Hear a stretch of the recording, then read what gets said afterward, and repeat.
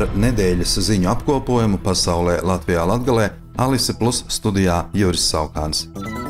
Otradienas rītā Ukrainas pusē karojošā leģiona Brīvā Krievija, Krievu brīvprātīgo korpusa un Sibīrijas bataljona cīnītāji šķērsoja Krievijas robežu un iegāja Belgorodas un Kurskas apgabalu teritorijā. Viņi uz laiku savā kontrolē pārņēma Ķotkinas ciematu Kurskas apgabalā un Lozovaju Rutku Belgorodas apgabalā. Belgorodā atskanēja sprādzieni, virspilsētas pacēlās dūmu stabi. Krievijas brīvprātīgo korpusa, leģiona Krievijas brīvība un Sibīrijas bataljona pārstāvji izplatīja paziņojumu, ka Belgorodas un Kurskas apgabalu iedzīvotājiem jāevakuējas un aicināja abu reģionu varas iestādes izsludināt evakuāciju. Par tālāko šīs operācijas attīstību grūti spriest. Krievijas mediji apgalvo, ka šī diversija esot pilnībā neutralizēta.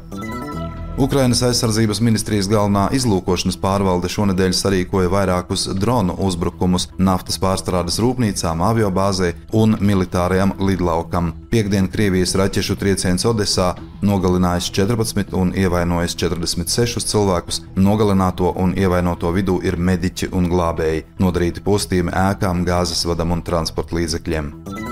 Amerikas Savienotās valstis paziņoja par jaunu palīdzības paketi Ukrainai 300 miljonu ASV dolāru apmērā, bet Vācijas ieroču ražošanas grupa Rheinmetall paziņoja par plāniem izveidot vismaz 4 ieroču rūpnīcas Ukrainā. Francijas prezidents Emmanuels Macrons ceturtdien paziņoja, ka viņa valsts ir gatava nodrošināt, lai Krievija neuzvarētu karā Ukrainā, un brīdināja sabiedrotos neierobežot palīdzību, kā arī uzsvēra, ka šajā karā, kas ir eksistenciāli svarīgs Eiropai un Francijai, uz spēles ir likta kontinenta drošība. Tajā pašā laikā Vācijas Bundestāgs ceturtdien atkārtoti noraidīja opozīcijā esošo konservatīvo rezolūciju, kurā valdība tika aicināta piegādāt Ukrainai spārnotās raķetes Taurus.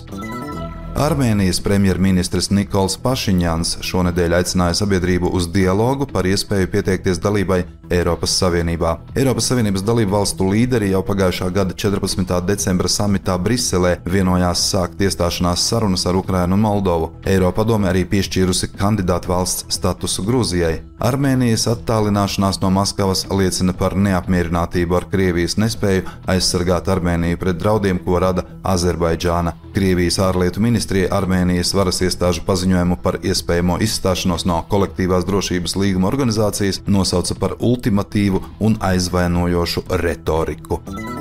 Krievijā notiekošās prezidenta vēlēšanas, kurās paredzama Krievijas diktatora Vladimira Putina kārtējā apstiprināšana valsts galvas amatā, nebūs brīvas un godīgas, jo Kremlis ir iznīcinājis pilnīgu visu opozīciju. Šādu nostāju šonedēļ vēlreiz apliecināja Eiropas Savienība un NATO. Lūk, tāda nedēļa. Studijā bija Juris Saukāns. Par nedēļas ziņu pasaulē Latvijā Latgalē saturu atbilcijā Alise Plus. Projektu finansē Mediju atbalsta fonds no Latvijas valsts budžeta līdzekļiem.